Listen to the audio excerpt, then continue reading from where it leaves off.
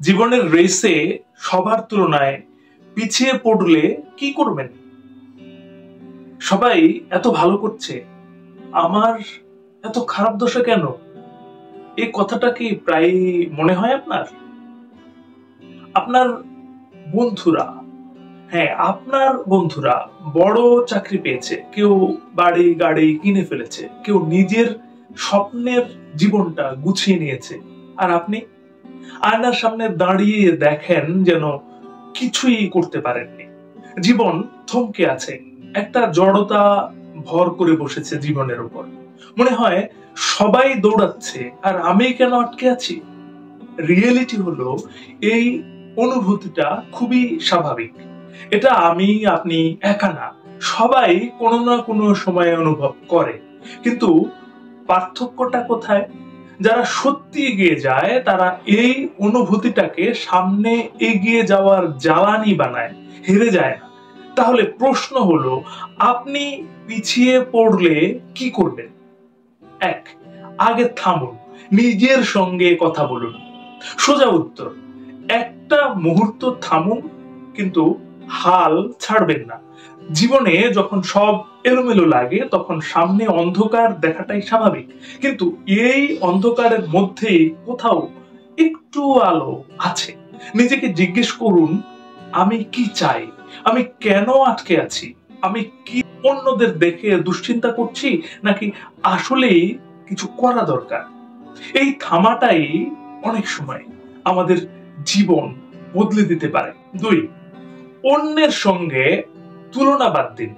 Social মিডিয়ায় যার জীবন রাজকীয় দেখাচ্ছে, তার ভেতরের গল্প কি আপনি জানেন? জানেন না। আপনি কেবল তাদের ফলাফল দেখছেন, লড়াইটা দেখেননি।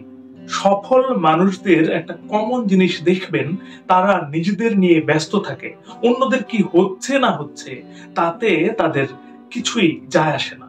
তাই পরের বার যখন কারো সাফল্য দেখে নিজেকে তুচ্ছ মনে হবে, তখন মনে রাখবেন আপনার গল্পটা আলাদা এবং সেই গল্পটা আপনাকেই লিখতে হবে। তিন, প্ল্যান বাদ দিন, কাজ করুন। কাজ, অনেকেই সফল হতে চায়, কিন্তু কজন আসলে কাজ শুরু করে? সবচেয়ে বড় ভুল কি জানেন?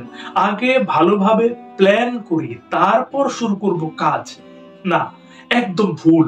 আপনি যতই প্ল্যান করেন, যদি কাজ না করেন তাহলে সেই প্ল্যানের কোনো দাম নেই। ছোট কিছু দিয়ে হলেও শুরু করুন। আজকেই শুরু করুন, এখনই এখনই। ব্যর্থতাকে ভয় পাবেন না, বরং উপভোগ করুন। কিছু করতে গেলেই বাধা আসবে, কিন্তু বাধা মানেই তো শেষ না, বরং এগিয়ে যাওয়ার সুযোগ। আপনি যদি একটা নতুন কিছু শুরু করেন আর সেটাতে ব্যর্থ হন, সেটার মানে হলো আপনি চেষ্টা করেছেন, আর এই চেষ্টা করা মানুষরাই আসলে বিজয়ী হয়। 5, প্রতিদিন 1% উন্নতি করুন।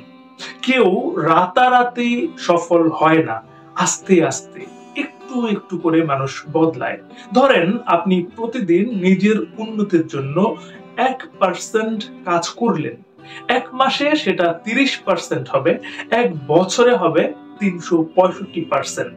এভাবেই গড়ে ওঠে সাফল্য।